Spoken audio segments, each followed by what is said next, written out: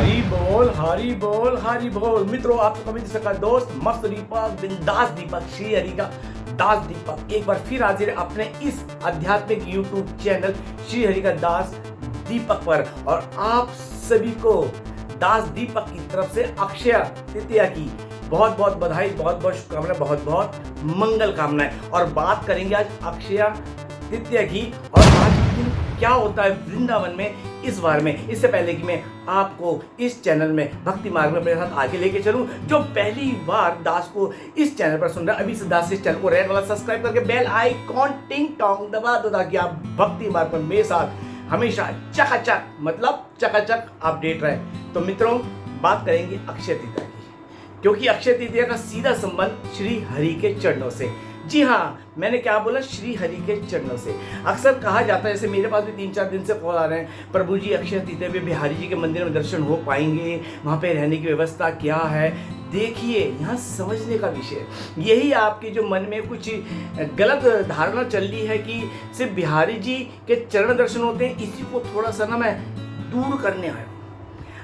अक्षय तृतीया पर चाहे बाकी बिहारी जी हो, चाहे राधा वल्लभ जी हो, चाहे राधा रमण जी हो, जितने भी श्री हरि के विग्रह हैं, प्रभु श्री कृष्ण के हरि नारायण के विग्रह हैं, उनके चरण दर्शन होते हैं। ये नहीं अक्षय तृतीया पे सिर्फ बाकी बिहारी जी के ही होते हैं। वो बात अलग है कि आपको बाकी बिहारी जी से प्रेम है तो आप उन्हीं के करिए, लेकिन इसका मतलब ये नहीं है कि बाकी बिहारी जी के दर्शन के लिए ही ब्रज में अक्षय तृतीया का त्यौहार बहुत धूमधाम से मनाया जाता है। जी नहीं, अक्षय तृतीया मतलब आज के दिन से ये याद रख लो, चरण दर्शन के साथ साथ हमारे चारों धाम की बद्रीनाथ, केदारनाथ, यमुनोत्री, गंगोत्री के भी पट खुल जाते हैं, यात्रा शुरू होती है। अभी मैं पिछले महीने मार्च में मैं भगवान ऋषिकेश, मतलब जो ऋषिकेश जो है भगवान ऋषिकेश के नाम से, वहाँ के मैंने आपको दर्शन करवाए थे कि वो शालिग्राम भगवान स्वयंभू शालिग्राम एक ही शिला से प्रकट हुए हैं, भगवान ऋषिकेश।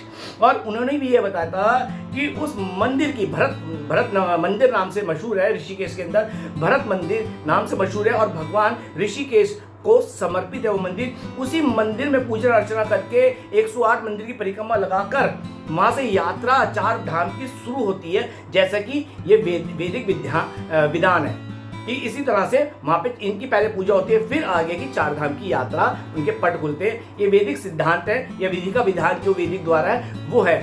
अब बात आती है चरण दर्शन की। उन्होंने भी कहा था कि अक्षय तृतीया के दिन ही हमारे भगवान ऋषिकेश के चरण दर्शन कराए जाते हैं। तो आप ये समझ लीजिए, बाकी बिहारी नहीं, राधा वल्लभ जी हो गए। और राधा वल्लभ जी कौन है? देखिए, बाकी बिहारी, राधा वल्लभ, राधा दामोदर, ये राधा रमण जी, प्रभु श्री कृष्ण एक ही हैं, लेकिन भक्त के भाव से अलग अलग रूप में प्रकट हुए हैं। और ये अर्च विग्रह है, विग्रह नहीं है, अर्च विग्रह है, स्वयंभू। उन्हें किसी ने तराशा निखारा नहीं है, ये स्वयंभू प्रकट हैं। और इन्हें आप अर्च विग्रह इसलिए कहा जाता है, जो स्वयंभू प्रकट होते हैं, भक्त की भक्ति से प्रसन्न होकर प्रभु कहते हैं मैं यहाँ से हूँ, मुझे निकालो, अर्थात वो प्रकट होते हैं।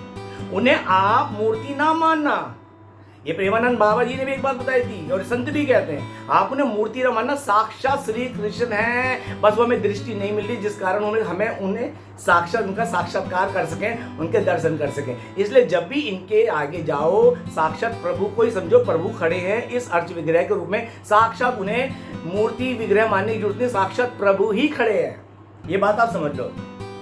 रही बात राधा वल्लभ जी की, राधा वल्लभ जी देखिए कहां से प्रकट हुए, भगवान महादेव के हृदय से, जिनकी कई कल्पों तक, प्रेमानंद बाबा जी बताते हैं, कई कल्पों तक जिनकी खुद माँ पार्वती और महादेव जी ने सेवा करी है, पूजा अर्चना वंदन करी है, सेवा करी है। उसके बाद वो विग्रह वृंदावन में आए हैं। प्रभु उस विग्रह के रूप में राधा वल्लभ जी के अंदर वृंदावन में आकर वो प्रतिष्ठित हुए हैं। वहां पे आके उन्होंने अपना दरबार लगाया है, ये बात आप समझ लीजिए। और महादेव ने कल्पों तक, मनवंतर से भी बड़ा होता कल्प, इसकी गणना मैं आपको अगली बार बताऊंगा, अगली वीडियो में, कि कल्प क्या होते हैं, मनवंतर क्या होते हैं। कई कल्पों तक, सहस्त्रों कल्पों तक महादेव ने खुद इनकी, माँ पार्वती और महादेव ने इनकी सेवा करी। उसके बाद भगवान वृंदावन में पधारे अपने भक्त द्वारा। तो एक बात आप समझ लो, अगर आप वृंदावन जाते हैं, बिहारी जी की आपका प्रेम है, ठीक है, लेकिन ये नहीं है कि आप बिहारी जी के दर्शन नहीं कर पाए, राधा वल्लभ जी, मदन मोहन या अन्य विग्रह के दर्शन कर लिए तो आपकी यात्रा अधूरी रह गई।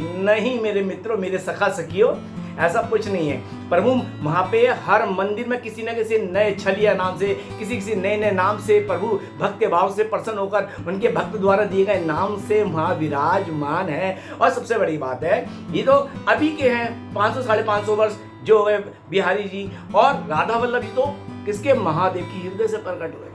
अब इसमें ये कोई हो गया कि राधा वल्लभ जी पर हो गए तो राधा वल्लभ जी अति प्राचीन है, वो श्रेष्ठ है, नहीं, श्रेष्ठ सब है, क्योंकि श्री कृष्ण सब में है, श्री कृष्ण का ही रूप में। इसमें कम ज्यादा किसी को मत आंकना, सबको एक ही दृष्टि, बराबर दृष्टि देखना, वरना दोष लग जाएगा।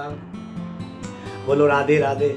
इसलिए जब भी ब्रज में जाओ, राधा वल्लभ जी के भी दर्शन करो। अगर बिहारी जी में भीड़ है कोई बात नहीं, राधा वल्लभ जी के दर्शन करो, राधा रमन जी के करो, राधा दामोदर जी के करो, और कितने भगवान अलग अलग मंदिर में अलग अलग नाम से उनके दर्शन करो। अरे सबसे बढ़िया जो द्वापर युग से अभी तक है, माँ यमुना को दंडवत प्रणाम करो, छींटे लो, आचमन करो।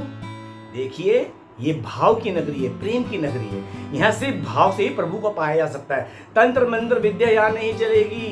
कभी भी आप बता देना मीरा जी ने कोई मंत्र जपा नहीं, सिर्फ मेरे तो गिरधर गोपाल, दूजा न कोई। आपको अर्थात उनमें समर्पित होना पड़ेगा, उनसे ही प्रेम करना पड़ेगा, उन्हें ही अपना मानना पड़ेगा और उनके लिए ही रोना पड़ेगा। वो सिर्फ रोने से मिलेंगे। अशकों की भाषा, गोविंद से यारी मतलब अशकों से हमारा याराना हो जाना। अश्क तो आएंगे प्रभु को पाने के लिए, तड़पने के लिए। संसार के लिए रोगे कुछ नहीं मिलेगा, मजाक उड़ेगी। भगवान के लिए रोगे तो उन एक एक आंसू को ना प्रभु को, हिसाब प्रभु को देना पड़ेगा। ये भक्त मेरे लिए रो रहा है, मुझे पाने के लिए रो रहा है, मेरी तड़प में रो रहा है, तो बात आप समझ लीजिए। इसलिए अक्षय तिथि जो होती है, भगवान के चरण दर्शन होते हैं, चाहे वो बिहारी जी हो, राधा वल्लभ हो, राधा रमण हो, सबके करो आप, ठीक है। एक बिहारी जी नहीं, सबके करो। हाँ, कईयों की आस्था होती है कि मुझे राधा वल्लभ जी के करने, उनकी आस्था को प्रणाम करता हूँ। क्या कहते हैं मुझे बिहारी जी के करने, वो बात अलग है। लेकिन ये सोच के कि बस बिहारी सब कुछ, या राधा वल्लभ छोटे हैं या राधा रमण जी बड़े हैं या छोटे, ये कभी मत करना।